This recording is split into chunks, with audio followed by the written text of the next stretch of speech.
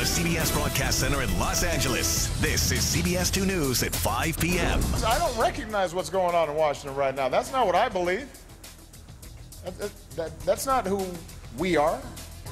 A rock star reception for President Barack Obama in the Orange County area today. Hundreds of Democrats snagged tickets to the rally.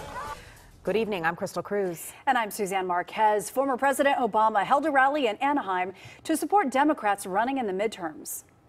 CBS2 Orange County reporter Michelle Geely shows us how the former president pumped up the crowd. It was an early morning wake-up call for many of these Democratic supporters who were lucky enough to be among several hundred people to grab free tickets to hear former President Barack Obama in Anaheim. And it's a good ticket to have.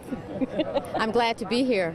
We need to take back Congress so that we can get rid of this horrible threat to our democracy, and I need the inspiration of Obama.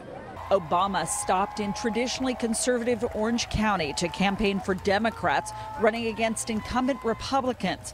Candidate Harley Ruda, the challenger to Dana Rohrabacher, hopes to help flip the House of Representatives in the 48th district, which runs along the coast of Orange County. It's huge. The fact that he's here in Orange County shows how important these races in Orange County are, not just for here and for our state, but our country. Hello, California. Unlike Obama's speech Friday in Illinois, he didn't directly refer to President Donald Trump, but he warned the energized crowd who were here supporting 7 California congressional candidates they better get involved in these last weeks leading up to the election. If we don't step up, things can get worse. Where there's a vacuum in our democracy, when we are not participating, we're not paying attention, when we're not stepping up, other voices fill the void. But the good news is, in 2 months, we have a chance to restore some sanity in our politics. It's very exciting, though, to be a part of something that's so empowering and positive and taking us in the right direction. It gives me the boost of energy to go out and finish these last 2 months. It was very empowering. It was very exciting. Are you ready to get to work? Are you ready to get to work? Are you ready to get to work? Let's go get this done. Thank you very much, everybody. I love you. God bless you.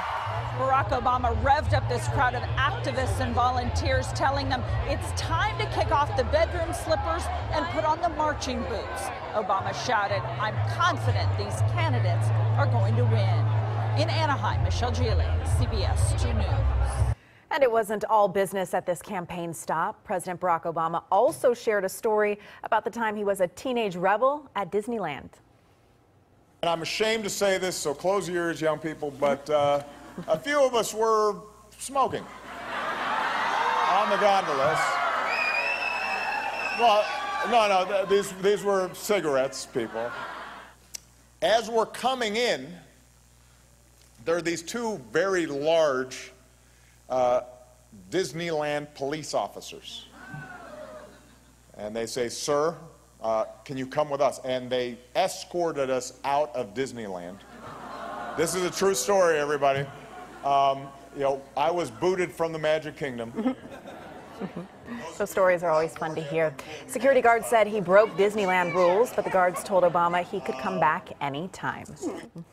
An explosion in a Fullerton neighborhood demolished a garage and injured 1 person. Now, this happened about 12:45 today in the 200 block of West Valencia Avenue. CBS2's Jeff Nguyen is there now with shaken up neighbors. Jeff. Well, ladies, off the top, we should tell you that the garage behind us is completely destroyed following an explosion and a fire here. And as we tilt our camera up, you can see the damage done to that power pole where some lines have been clipped. Let's go ahead and kick it up to Sky 2 and give you a better look at the mess on the 200 block of West Valencia Avenue in Fullerton. Police got a series of calls just before 1 p.m. this afternoon of an explosion and a fire here. And this is video posted to Facebook by Joshua Ellis. You can see a man with a water hose trying to put out the flames, and in the background plenty of smoke and just a heap of debris where a garage once stood. Now, the explosion led to power being cut out of the neighborhood for a while. On social media, plenty of people said they felt the blast. And take a listen to Joshua Ellis and his daughter Jordan. We're sitting inside having lunch, and then all of a sudden just a big boom. and it was so loud and so felt like our shirts jumped off our chests. My wife mentioned to her dad that she levitated off the ground. It was that loud. And then we ran outside, and then before you know it, the transformers on the poles started blowing. Boom, boom, boom. It felt like a sonic boom. Like, I felt like I jumped off the ground. I thought it was some huge earthquake. And you can see just a pile of wood that's left from where that garage once stood. At this point, the cause of this explosion is being under investigation. Investigators tell us that there was no foul play here, and at this point, we are told that the house in front here is not livable. But again, the cause of this blast is under investigation. Live in Fullerton, Jeff Nguyen, CBS2 News. Thank you, Jeff. A deadly fire and a family tragedy in Cypress Park. A 10-year-old girl was killed today after a fire erupted at a one-story home on the 3300 block of North Thorpe Avenue near Cypress Avenue. Her father remains in critical condition. Firefighters searched the home on their hands and knees and found the girl. She couldn't be revived. The fifth grader went to Aragon Avenue Elementary School. Neighbors tell us she was hit by a car when she was little and had a hard time walking, which may have made it harder for her to escape. Just sad.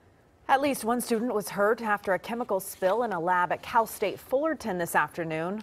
Firefighters from Anaheim, Fullerton, and the Orange County Fire Authority responded to the scene.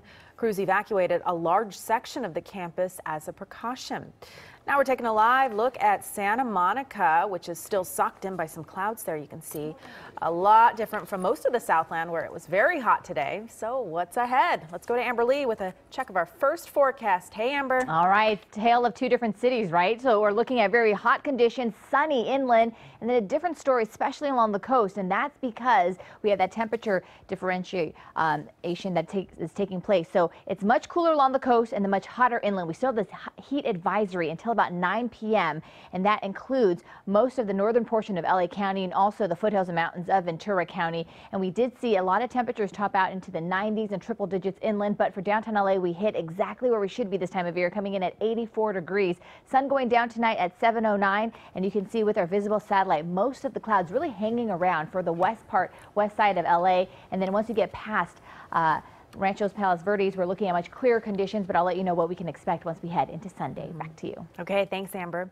Serena Williams was looking to make history in today's final at the U.S. Open.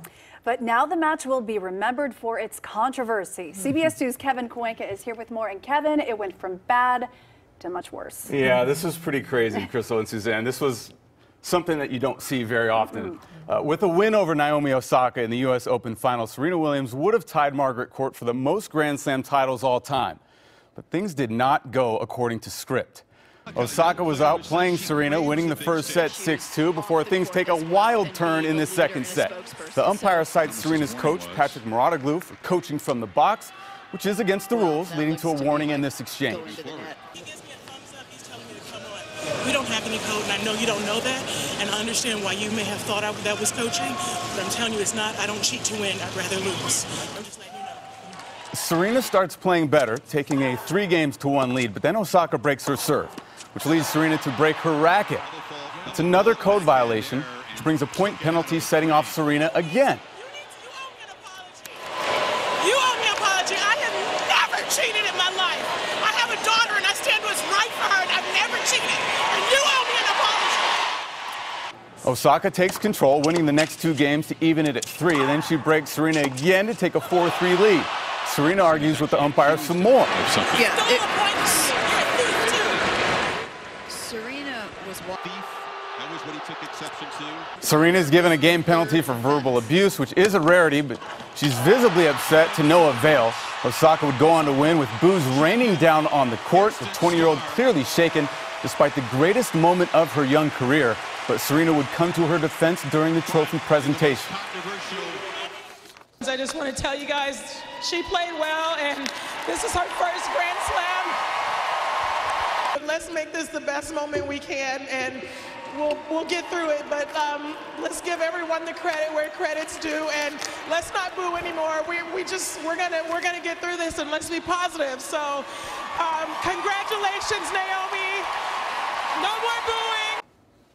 In her post-match press conference, Serena was critical of the entire sequence of events, saying the umpire's actions were sexist and she was held to a different standard than her male counterparts. Just not a good situation, overshadowing Osaka's win, which is the first ever Grand Slam title for a player from Japan. Yeah, so much to unpack here, Kevin, because so many different things were said. I know we'll be touching on it through the night. Absolutely. Thank you, Kevin. Making lemonade out of lemons. The stars come out for a tasting event that honors a boy named Alex, his lemonade stand, and the fight against cancer. Plus, President Trump has a brand new star on the Hollywood Walk of Fame. Details on the controversial replacement next. And is it another case of not in my backyard? The latest city protesting plans for homeless housing.